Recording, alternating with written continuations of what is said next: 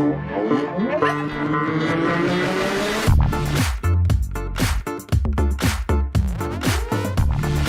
afternoon, everyone. We are back for our Beers and Friday. I am Kyle. I just fill the space on this side of the screen. And of course, the important person is Jade, who's joining me from the lovely Lennox today. Yeah, we're at Lennox Point. It's glassy, but a gentleman just got out of the surf talking about the shark, and then he was like, "Oh, there's sharks out there, but I want to go fishing, but I don't have my fishing rod." And it bumped me, and I was like, "Yeah, nah." Nice. So as glassy as it looks, I might give that a miss for now. That's no fun. Well, it's still, I think, 4 or 5 foot here. Yep. And cold. Well, I think literally, for me, the cold is worse than the sharks. Yeah, probably. I don't know if you see, I've got me. Got the Uggies on, and I was like, I was just standing here. The sun's burning the back of my legs. I'm like, maybe the Uggies need to go.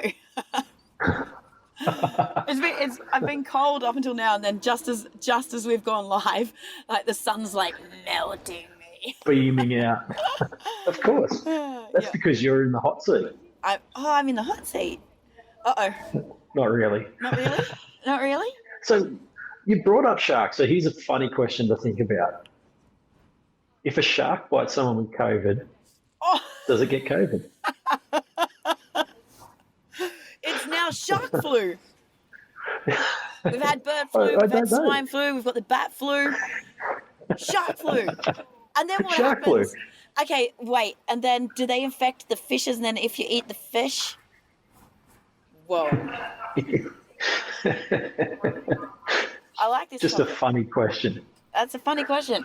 Let's see if we can find a marine biologist or some sort of scientific person that might be able to, like, tell us if it can be transmitted to another animal. Well, you would think if it came from a bat to us, that maybe a human to a shark by a bite.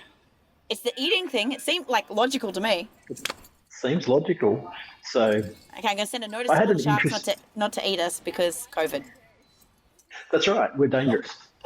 So a friend of mine is allergic to fish, and so he posed a similar question. If he got bitten by a shark while surfing, would he bleed out or would the anaphylaxis kill him?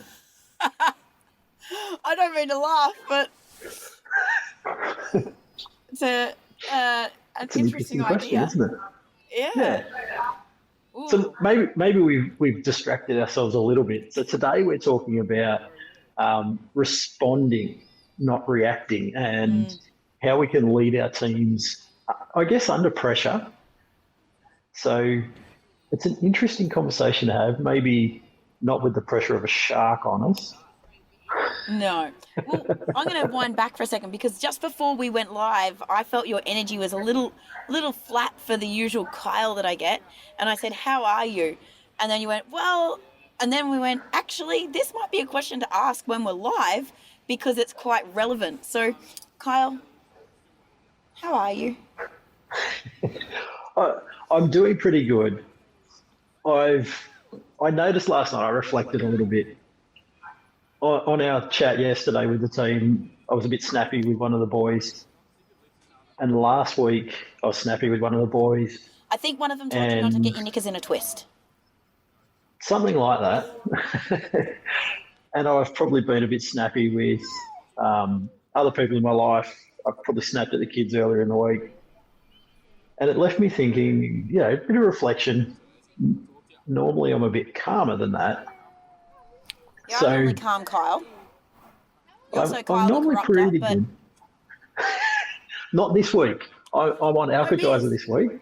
No beers. No beers. No beers Friday this week. No beers Friday. Yay. But the Alkagizer leads into next week's podcast, doesn't it? It sure does. Ooh, we might come back to that. Is there some sort of connection here? Are you about to give me some connection of why you're snappy and Alkagizer's no alcohol? Ooh, it could be. So it's all about leading the team. And for us, in the business, we've had a few rocky lumps that have just been difficult. but they haven't necessarily been hard or bad or anything like that. They've just been difficult. Things like rerouting a staff member through so he doesn't have to go to Melbourne on his flights and with COVID and all that sort of stuff. At the last minute, because he was about to get on a plane. At the last minute. Yeah. And, delaying training. And so it's just been, difficult, I guess. And so the reflection last night was, why is the snap happening? And obviously there's a lot of things sitting in the background that don't actually relate to the conversation that I had in the room yesterday or last week, or even, with the kids on Monday. But it's just now hitting that threshold. And the food is a part of it, and the alcohol's a part of it.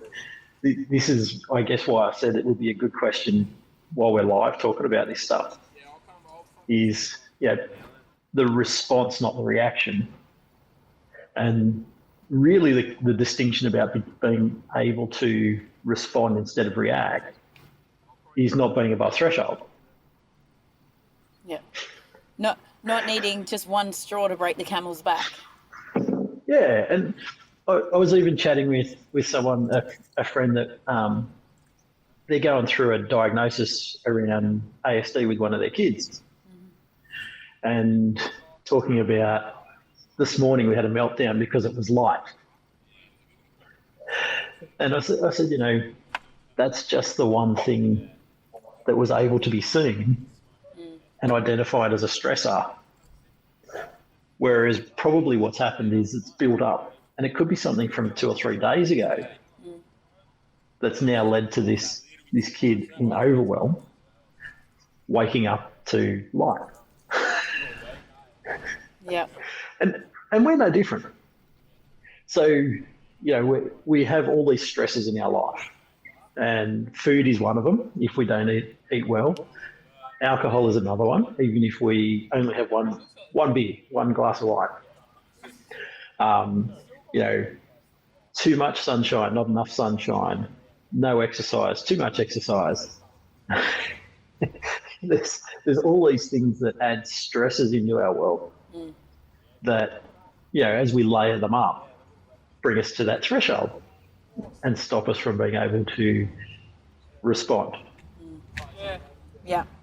And it just turns into a knee-jerk reaction of pent-up energy and frustration.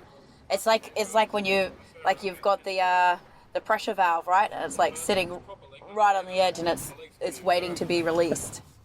Absolutely. And it's hard for our teammates around us because they don't see everything that's going on. They don't know what's going on in our world. And if we're leading a team, even for them, they don't know the other things that are pressuring us. And I guess we tend to roll into reacting rather than responding. Yeah. So that's the long answer to how am I this week. I love it. So I see you're on the Alkagizers. So are you in Deep Spring? I'm moving towards Deep Spring. Okay. Have you cut the sugar? So the sugar's gone. My diet's usually pretty good on sugar anyway. Yep. And I certainly notice a big effect on me with sugar. Yep. And funnily enough, my kids as well. It's amazing how it changes them when they've had too much sugar. So, yeah, sugar's out, alcohol's out at the moment. Just trying to clean things up and reduce some of those stresses because I have control of those. Yeah, and I think, as you mentioned, next week on the podcast, we've got Eric Edmeades from WildFit. So I'm super excited to go through some of the stuff with him. I've had some pre-submitted questions that will help on some of this stuff too, in terms of how to deal with that with kids. But one of the key things, like you and I really know from doing WildFit and as leaders, the garbage in, garbage out sort of mentality with our food. But what I don't think a lot of leaders realise is the effect of nutrition on their ability to lead and stabilise their energy and the energy that they radiate. When you've got, I know that one of your core things for the last 2 weeks is less caffeine, more move.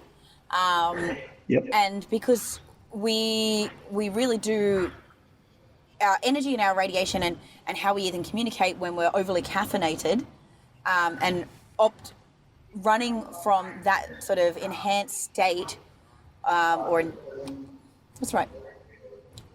I want to say intoxicated state, but not quite. But Well, it is, isn't it? It's not our true state. It's an enhanced or an adjusted state, and then we don't always make the right decisions. We're running a bit fast. It's not really from who we are at a core, because it is changing your behaviors. But the same thing with sugar, with the sugar crashes. You know, I always say, like, I don't eat lunch often because I just don't feel hungry because I fast. But one of the things is I crash really bad when I eat. So, and I'm looking at this at the moment, and actually I want to go deeper in this with Eric. Yeah, I might have to do that. Just because I'm not sure if the fasting has done something to me, so that when I break fast, my body goes into overwhelmed to process, because the food that I'm eating isn't bad food, like it's wild fit food, but I literally, I say I feel like I'm powering down, like the Energizer bunny is running out because my body's gone into trying to process the food.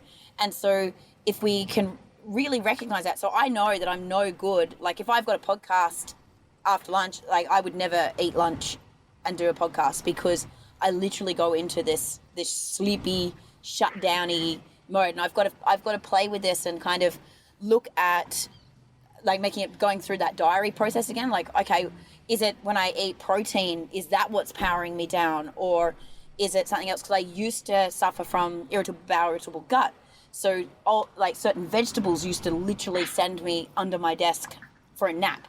Peanuts, oh my god, peanuts, I'd be out cold on the ground, like the processing.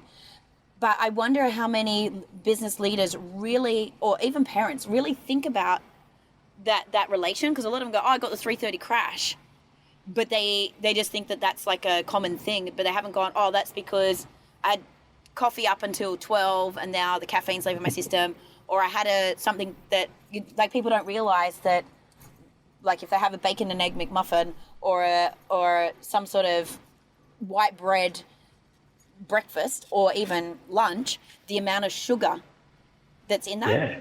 Who was it yesterday? Someone told me yesterday, I can't even think now. Someone told me yesterday that one more scoop of one more teaspoon. Was it you? One more scoop So of the sugar kids at makes. school were being taught. Oh yeah, that was because when we were talking to Amy with McDonald's. Yeah. Yep. The McDonald's. One more teaspoon of sugar in a McDonald's bun makes it confectionery. Yeah. Wow. Right? So, but people don't necessarily realize that, okay, actually the 3:30 crash isn't just that it's been X amount of time since I slept. It's actually a result of the sugars that I've eaten that I may not have realized I've eaten, or the caffeine that's aborting my system, or the toxins because I had one too many wines last night. Yeah. Yeah. And how that affects all the decisions that you make. Yeah. And how that affects the interactions that you have with your team. 100%. Yeah, I got to 3:30 and I crashed, but what did I do for the 3 hours before that? Yeah. And yeah, were you snapping back answers? Were you actually present? Were you thinking cognitively through an actual decision, or were you rushing? Like, you know, when you're on, like, if you're on a caffeine high, you're kind of in that manic, and you're like, yeah, everything's fucking awesome, and you're making the decisions from that really sometimes over-optimistic mind, or if you're on the crash, from a pessimistic mind. Nothing's happening quick enough, and let's just go to the next thing, go to the next thing, go to the next thing. And yeah, I know for myself, I do actually enjoy it to some extent. The go, go, go, go. Yeah. I know the team doesn't, but I do. Yeah. Well, and again, that's into if we think about the profile types as well. So this is actually, that's great. This is something that's really important. So being that you're a star creator, super high energy, like do go, go, go, probably like me, borderline. Well, I'm not borderline. I'm diagnosed ADD, but like, I try to manage it as best as I can, no sugar. But because we operate at that level, we don't realize what that could do to other people. And we had a perfect example with one of your team. They are completely the opposite profile to us, like on the pole, like literally across the diagonal of the profile square. Far more, and although I'm OCD as fuck, and he's happy to wear that as a badge, but needs the detail, needs the timing, needs to have pacing, but especially the things that trigger him are things around time, because he's got that tempo energy, he's got the steel steadiness and compliant, and then layered with the OCD of needing to have things in a cadence, just saying like something that's nothing to us because we pivot fast and that happened, and actually I thought I was respecting you by not messaging you on your weekend and your holiday, turned into a holy shit reaction, right? So it wasn't there was no opportunity to respond on his end at that time because he was just in that state of all of these things sent me to blow up. And after we talked about it, it was like, oh yeah. But so we need to look at, I think, not only where we react rather than respond, but understanding our people and their triggers and their buttons, and how we can help them to understand it so that things don't happen in the future. But most importantly, for the harmony of the team, not when it's not okay to push their buttons, or how you could not push their buttons until we work through it. So back to what I was saying about what can I control? Yeah. So in my world, at the moment, I can certainly control my food, my caffeine, my alcohol, sleep, movement, all those sorts of things. And if I get them all under control, that helps me manage all the things that are out of control or not get pushed over the limit. So conversely, we can do the same with our team, is to understand the things that we control that might push them to threshold, and they're out of control in their own world. Sorry, I just pressed the button and something happened. Ooh, say that statement again. We're back. We're back? Yeah, I think it still came out. Yeah, hopefully. So I can repeat. That's all right. I think I can remember what I said. There hasn't been that much caffeine today. So it's what I was saying was, for me, I know I can control things like my caffeine, my alcohol, my food, my movement, my sleep. I've got control of all of those things. And if I've got control of all those things and they're serving me well, that helps me to manage the things that I don't have in control. So if we've got team members that are pushing the boundaries or at their threshold, what we can do as a leader is we can control the things we can control. Now, I can't control what they eat and I can't control what they drink and all of those sorts of things, but I can make sure that, if they need timing, we've got timing for them. If we've got to communicate, if we've got to use words of affirmation, all of those things that we can notice and we can control might help keep them under threshold and make their life a little bit easier. Yeah, perfect. Because if we look at like those profile types, I love that you talked about words of affirmation, because when we look at teams and the stuff that we control and how we can get the best out of them, make them ultimately happy, we use a couple of different testing and profiling to understand the human. So the talent dynamics, wealth dynamics for the general profile types. So whether they're like a big picture creator, sort of thinker, fast running, whether they're blaze and a real people person, a bit extroverted and love that high energy, whether they're tempo, that grounded timing, like customer servicey sort of energy, or steel, where they're much more slower to make decisions, needing to see the detail, more about the compliance, and a little bit more would be perceived as introverted. But then we talk about the love languages. So like you just said, that like, do they need words of affirmation to feel heard and seen? Do they need physically like a pat on the back? Like, because they don't necessarily always hear the words. They need like a physical tap on the back for a physical touch. Slap on the ass. A slap on the bum. Little bottom tap. Careful of the workplace, please. Whether it's quality time, they need to have your attention, know that you've got, even if it's just for a minute, but they've got your presence. So if they come into your office, you're not like doing this still, while they're talking to you. Like just that one thing of looking up and giving them full presence for 1 minute changes everything. So acts of service, bringing them a coffee or doing something for them. And we see this a lot with Yes, bring me more coffee. Don't bring Kyle more coffee. I'm taking off my boots. I'm hot. But we often hear with your team when they spread gratitude and love on the rest of them, when it's someone else has done something to help them, because quality acts of service is high for a couple, and it's like, oh, they jumped in and did this for me, and they supported me.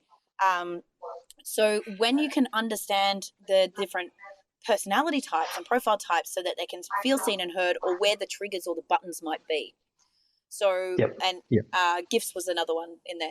But so if we know someone's primary love language is quality time, and their profile type is around tempo, timing, compliance, and they feel like their time has been disrespected, or they haven't been given enough time to think, or they're not given enough time, because leaning on the steel side, to have all of the boxes ticked to feel like they're going to be able to do a good job.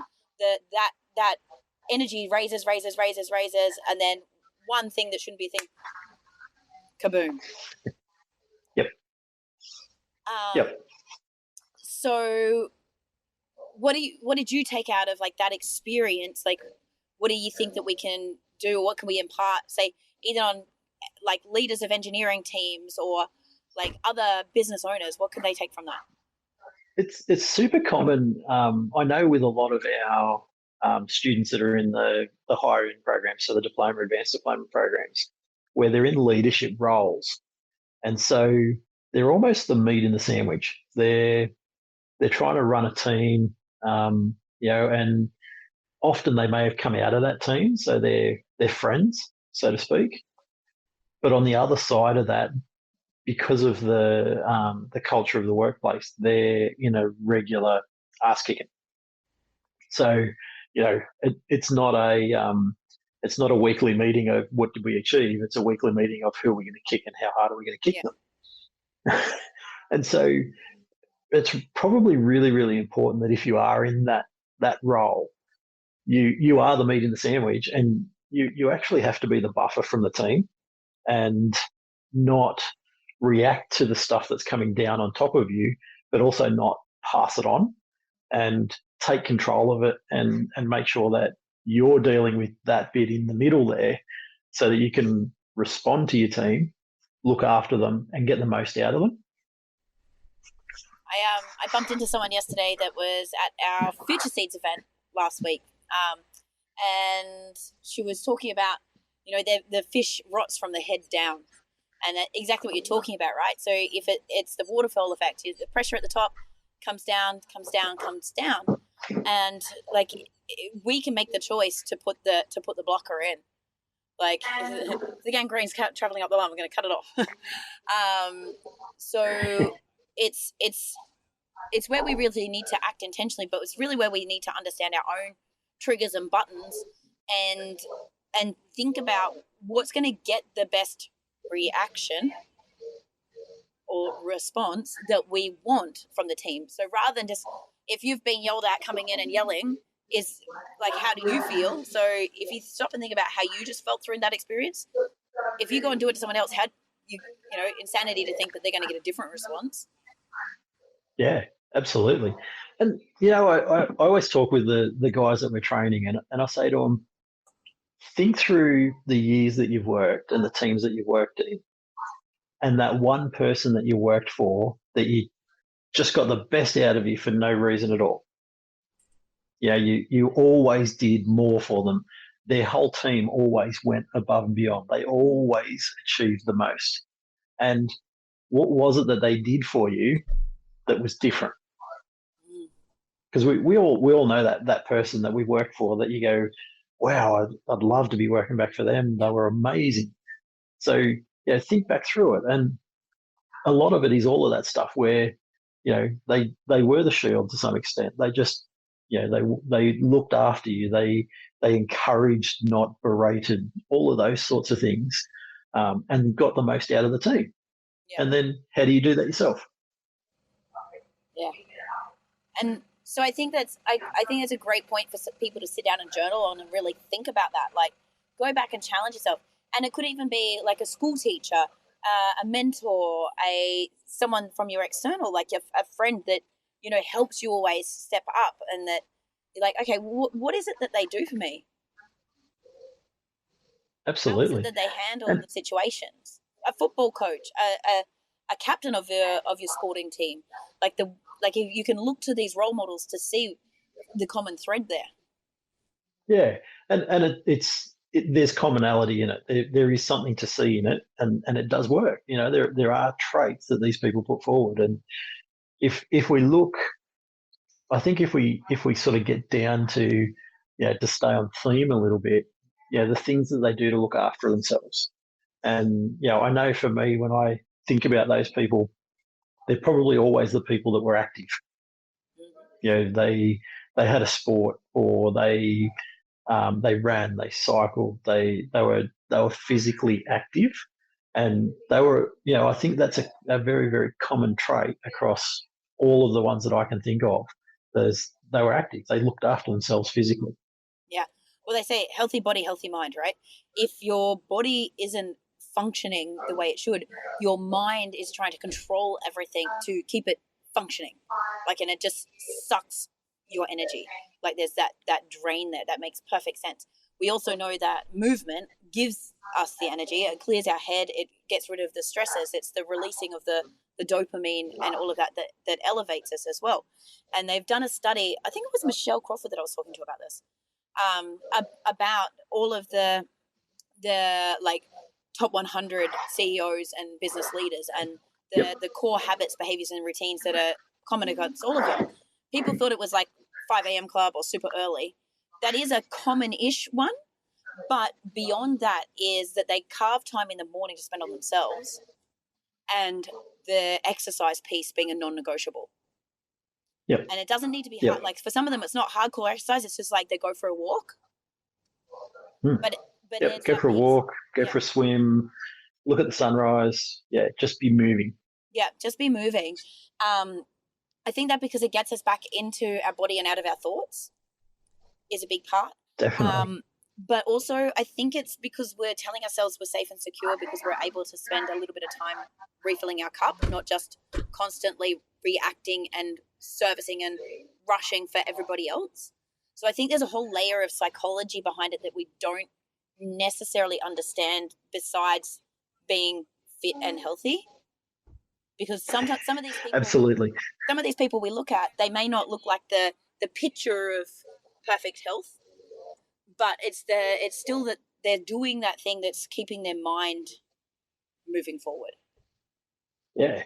And so the thing that we do know is that exercise reduces stress. Whatever stress is going on in our world, in our bodies, we know that exercise helps reduce that stress. So that's, it's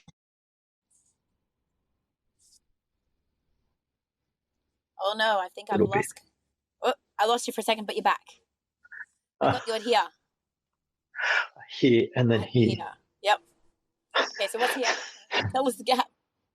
So the bit in the middle was, we know that exercise reduces stress, and anything that we can do to reduce stress in our body is obviously good for us. It helps us, and it helps get us below that threshold. And things that the thing that we can control is, I can go and exercise. That helps reduce that threshold, and so therefore I'm going to react or respond better with my team. Yeah, beautiful. So if we think about our teams, though, what's some ideas that we could do to help? Like you said, we can't tell them what to eat. We can't tell them not to drink. We can't force them to do activity outside of the office or outside of what we're doing. What do you reckon we could do to within the business to maybe bring a little bit more movement in? It's all about offering opportunities. So it can be as simple as a stand-up desk, or some sort of change location kind of thing. We've finally put up a basketball hoop outside. That's a fairly common morning tea and lunchtime exercise. The boys have also have a gym a trophy. workshop. We do have a gym in the workshop that we're we're making a bit more space around, so it's permanently set up. The basketball hoop comes with a trophy, so the boys play for a trophy. I think Joel's 5 from 5 at the moment, and holding that trophy Did we proud. tell everyone what that trophy was? I know we did it on one of our Oh, calls.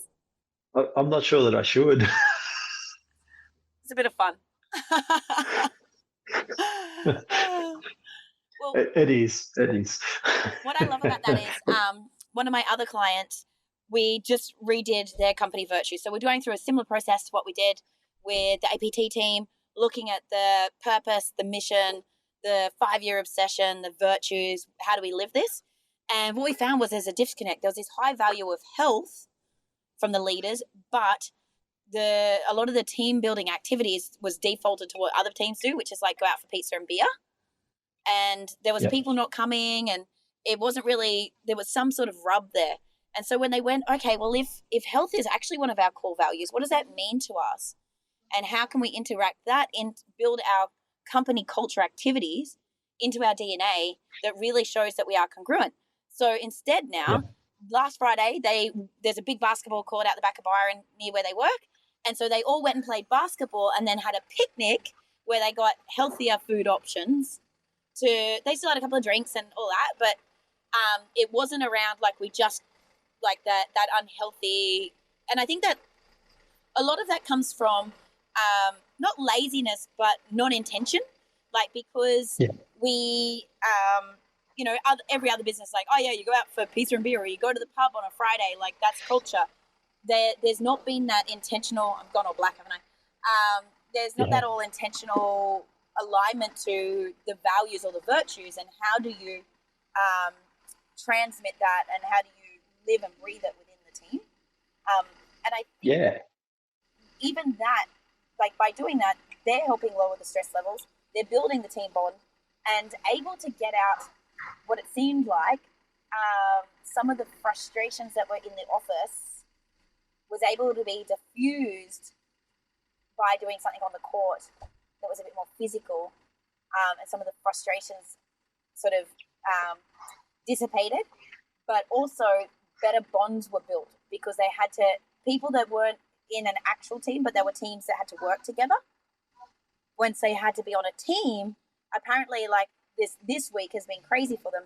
Like there's people getting along better than they ever have. And so you don't have that reaction, because we were having a few things where people would just snap in the office and like have a go at somebody else, and that real like reactionary behavior rather than that chance to respond to what's happening. Yeah. And so we know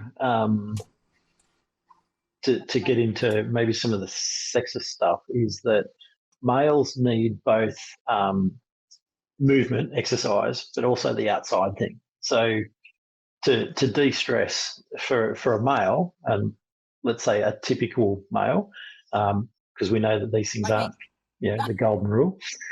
But when we're having troubles with boys, young boys, and particularly teenage pubescent boys, the most important thing for them is to connect with nature. And around that, particularly around that puberty stage, it's super, super critical that they can connect with nature in a way that suits them, because that's our primal instinct. As you go through that puberty stage, you are learning to hunt and collect and gather, and the whole village is supporting you, but your role is out in the fields and the plains, not cooped up playing video games with the women. Playing video games. Probably prefer them to be with the women at the moment. I know that's a very sexist comment to make, but it's biology. We're not talking about things that we're trying to put people in a box. What we're talking about is things that are actually scientifically proven that we need to do for boys. And so the idea of competition outside is perfect to diffuse situations. Yeah, beautiful. I'm just going to go to the competition thing for a second there. We actually, with this other business as well, decided that the competitive nature was something that we needed to remove, because it had got a little bit over into the alpha ego, and to like gone into the over competitive nature.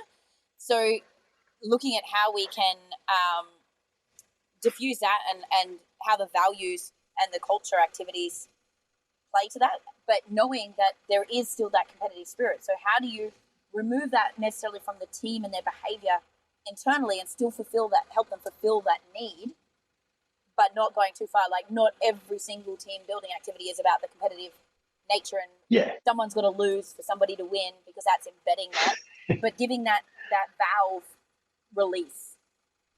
Yeah, and just an outlet to have it. And it's super important that they do understand the losing and the winning, because there are good in both. Yeah. I know. So my kids are having my eldest two are having a really tough soccer year this year. For the better part, they're usually losing in double digits. So, a really tough year. But it's really, really interesting to watch the other teams that, they get to 5 or 6 goals and they turn into a shit team. Really, really shit. They get frustrated because they're being beaten all of a sudden.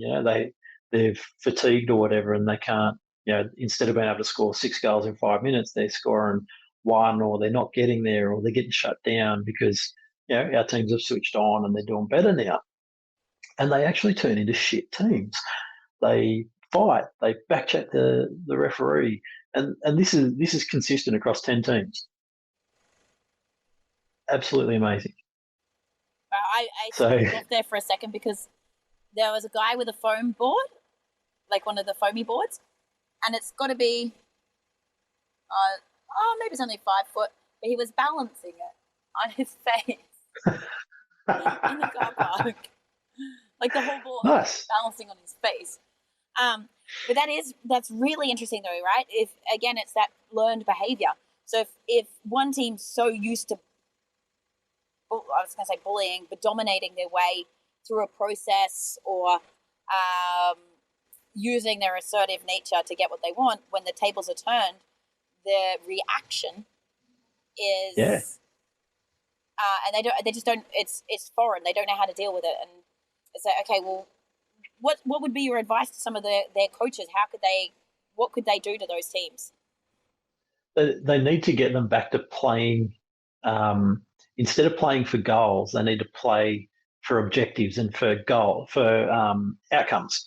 So, and this is, whether you're winning or losing, this is actually probably the really important piece for a team. Is the ultimate goal is obviously to achieve whatever we want to achieve. And so in soccer, it's goals. We want to win goals. We want to score goals. If a team is quite literally that far up, then focus on the skills. Make the passes, make the touches, shut down the opposition. Be really, really strict in your set plays. So all of the other things that actually make you a much better team, while you're, let's say, coasting, focus on them rather than more goals, more goals, more goals. And then, we're not getting that. We're not getting the extra goal. So now we're playing up and we're turning into 5-year-olds. I think what that translates for me, if we think about business teams, is focus on the lead measures rather than the lag measures. Yeah, absolutely. On the end result, and we try and leapfrog forward, or we're so used to getting a result that we've got lax on the things that in between. When something breaks, it's like, oh shit, now what? So if we can focus again on honing those skills, those little lead measures, which are the stepping stones to get the ultimate result. Yeah, because they're the things that serve us. They're the things that work for us. And I think as a coach, whether your team's winning or losing, if you're focusing on, the set play or holding a strong positions, or, even just making passes, they're the things that bring goals eventually. While you've got the ball on your feet and it's on the feet of your team, you're not conceding goals.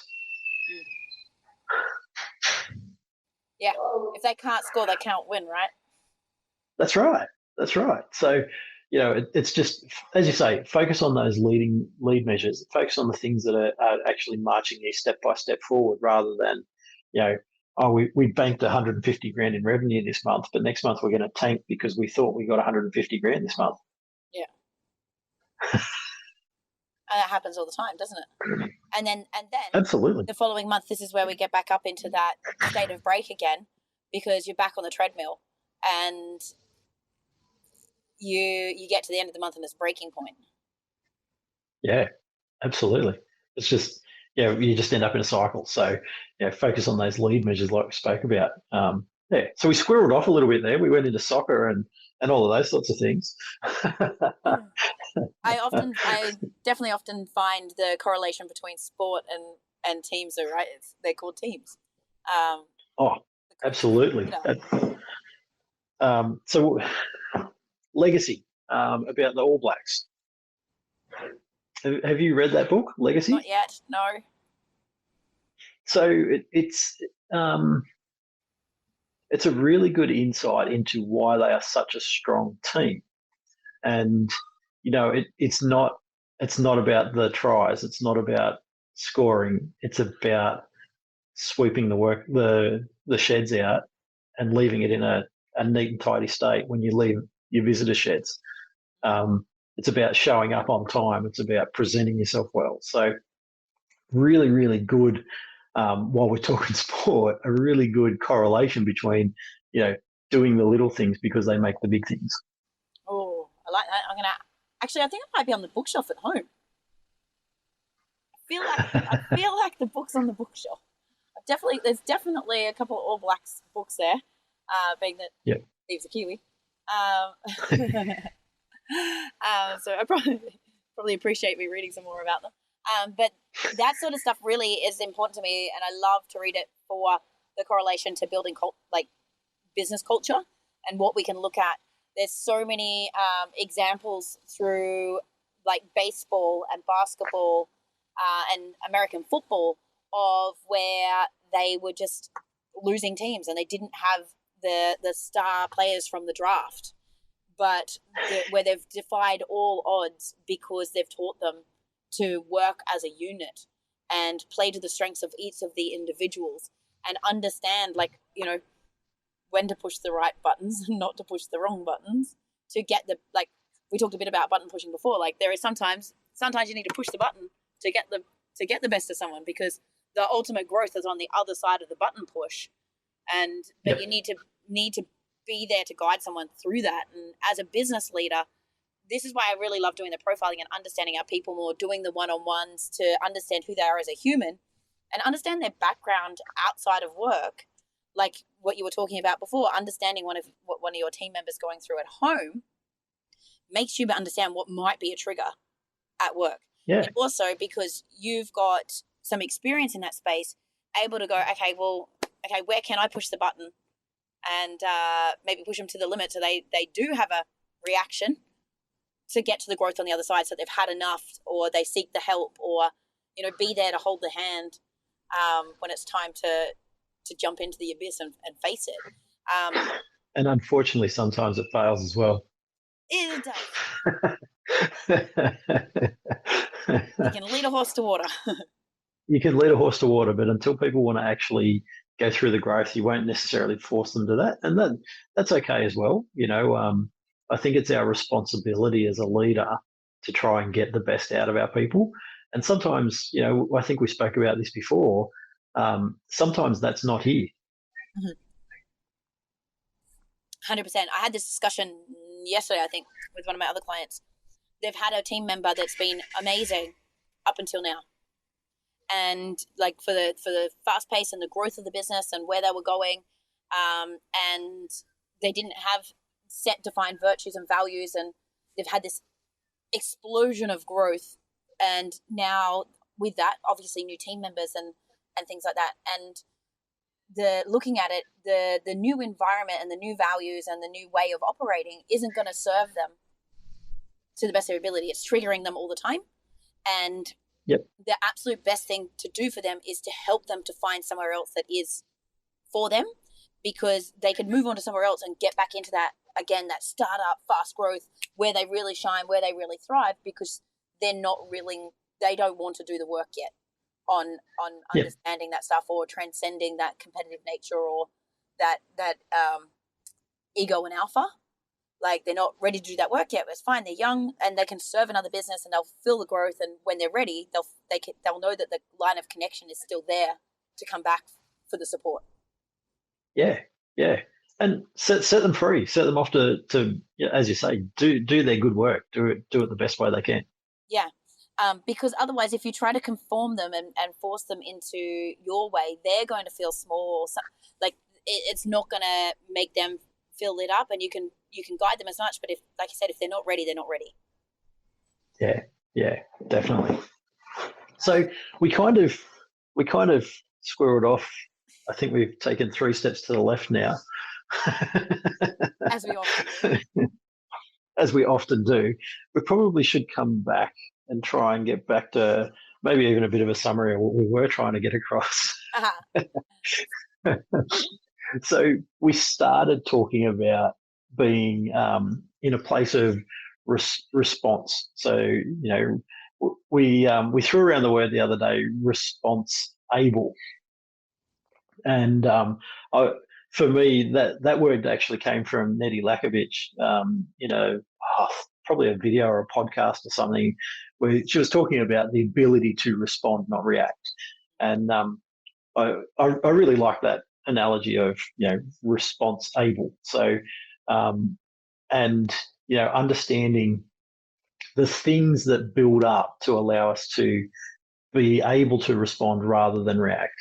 And that's all, realistically, it's down to stresses. What are we doing to manage the stresses in our own world, in our own environment, and controlling the things that we can control rather than the things that we can't, because the things that we can't are always going to be there. We're always going to struggle with them. We're always going to have, crazies in our world. We're always going to have, COVID in our world. We're always, like, all of those things are going to exist. They're always going to exist. But the things that we can control are things like moving, exercise, food, and then taking away the bad things out of our world that we can take away, like alcohol and smoking and all of that sort of stuff. And I don't think I'll go too far into that, because I'm sure Eric would love to talk for hours on those sorts of things. Yeah, I'm sure he will. And I think to preempt a little bit into Eric's thing, like probably the one thing that I remember the most from WildFit is, we look at grains, and the purpose of grains is to be pooped out by a bird. So they're, essentially what it is it's something that gives us discomfort and wants us to expel it. So when we want to make bread, what we do is we grind that stress up, and we turn it into a really easily digestible stress, and we put it into our bodies. And without knowing it, what we've done is we've fed ourselves a stress over and over and over again. So I won't go too much more into that, because I'm sure Eric would love to talk about that. I don't know if it comes up or not, but I only have it's a finite time. And it's those sorts of things that we might not necessarily understand is adding to our inability to respond. Yeah. And I think just to circle back again, what we talked about, like what can we control within our team? Like, we can't control what they're doing outside of work, but we can control what happens inside of work, and how we can intersplice things like adding movement in, like whether you do a walking meeting instead of always doing stationary meetings, whether you do stand-ups instead of sit-downs, giving the opportunity to have a desk, providing like you said, like a basketball court. Or what can you do to encourage that extra movement? What can you do to lower the triggers? Like, if it's in a team meeting, one of the things that I love that I think has really diffused the reactions is we've implemented into the team huddles the opportunity to say what worked and what didn't work. And and what I really love, and I was super impressed with the team this week, was when we had a reaction that somebody else was like, hey, let's end this on a positive. Can we do our gratitude thing again? Can we spread the love?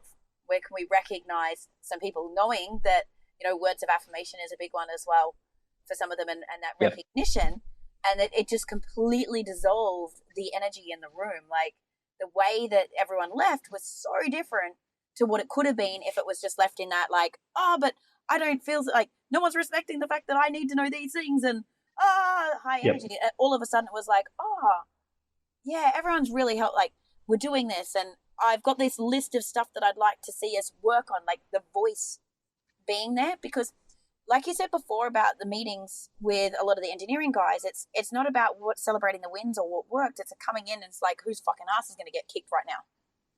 Yeah. And like, how can we, and a lot of managers, because that's what's been fed down to them, what they're modeling is they've always been yelled at, and a meeting's always been about butt kicking. There's, especially in your world, how many meetings start? Like, we start with an icebreaker or a breathwork session or an attitude of gratitude rather than who stuffed up this week. But also, who wants to bend over first? Yeah, I'm ready. Right? It's giving them that voice, that platform as well. Though, what worked, what didn't work, what can we iterate, what can we do? And it's not about a bitch session. It's not like that. If someone's got that bent up straw breaking, they haven't had a chance to be heard. It's more constructive, and it's like, what can we do to benefit the whole team, to benefit the whole customers, to benefit everyone around us. And I think that reduces those pressure moments of where they just snap. Yep, definitely. So control what we can control in our world, control what we can for our teams. What's our last one? Our world, team world, customer world. Surf more. Always surf. That's always going to be the answer. Oh, it's so glassy down there. And there's lines. It was like 6 to 8 foot on the point yesterday, which wasn't for me. I surfed what goes in the pass. That was a fail. Well, I think we've got a nice wrap on that. Absolutely. I'd love to see. I haven't been able to see the comments as we're going because we're feeding out through eCam today rather than the normal system, to hopefully increase the quality of the videos. So I haven't been able to see chat as we've gone through, but rest assured we'll circle back on any of the chat. We'd love to hear in the comments what you do to manage your own stresses, your thoughts on responding versus reacting, and how you can set yourself and your team up to be response able rather than reactionary. Nice. Awesome. Have a great afternoon, everyone. Thanks again, Kyle. See you in 2 weeks. Bye. Hey there, barrel chasing business owners. Thank you so much for tuning into this episode of the show. What I would love for you to do, if you feel like you got any value or entertainment out of this episode at all, is to leave us a 5-star review and comment below so that we can share the message and impact as many business owners like you as possible. Thanks.